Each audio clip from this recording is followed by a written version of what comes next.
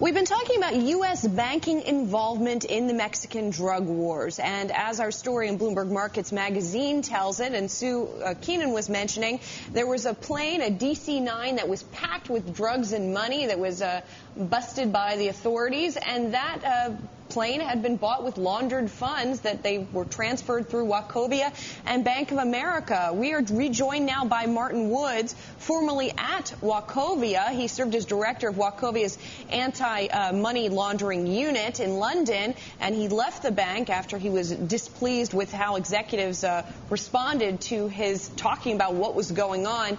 Martin, talk to us about some of the deferred prosecution agreements that have been happening in these types of cases. What exactly are they, and do they do anything to deter future activity like this? Well, similarly to UBS, Wachovia has entered into an agreement with the authorities to implement an enhanced anti-money laundering program, and in exchange for compliance with that, the prosecutors will not instigate the prosecutorial action.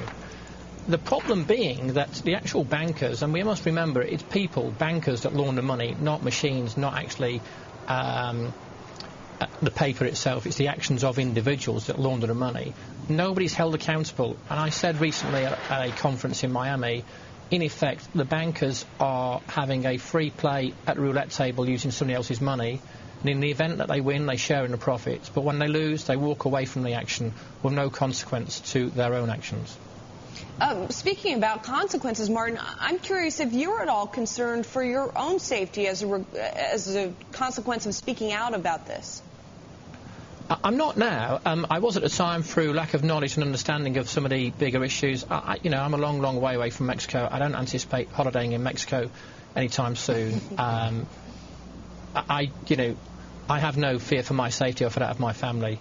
Martin, primarily because of geography. Right. Martin, might I ask, because what we're seeing here, and please correct me if I'm wrong, but there is a direct link between the banks laundering this money and the violence that we see taking effect. State Department figures say that since President Calderon's been in office since 2006, some 22,000 people have been killed.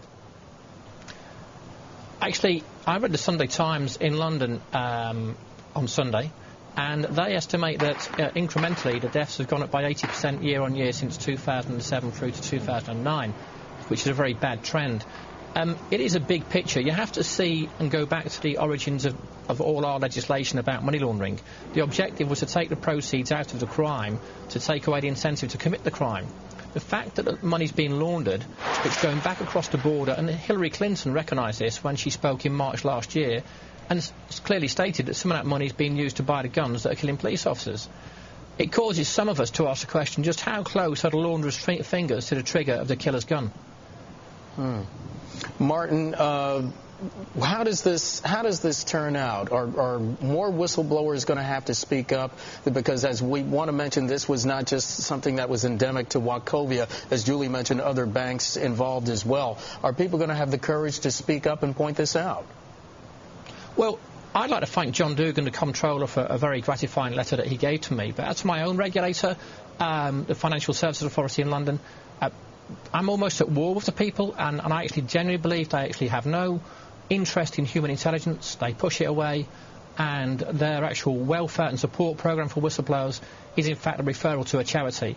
As an enforcement agency, they're not equipped to deal with, they're not in the business of cultivating human intelligence. And if I just may for one moment contrast that, as a police officer, we were reliant upon human intelligence, and last year the Metropolitan Police in London ran a campaign based upon silence. And the silence was the sound of a bomb not going off because Mrs. Smith from number 4 Dover Street called the police. They cultivate human intelligence because of the impact it has, whereas regulators don't look for it.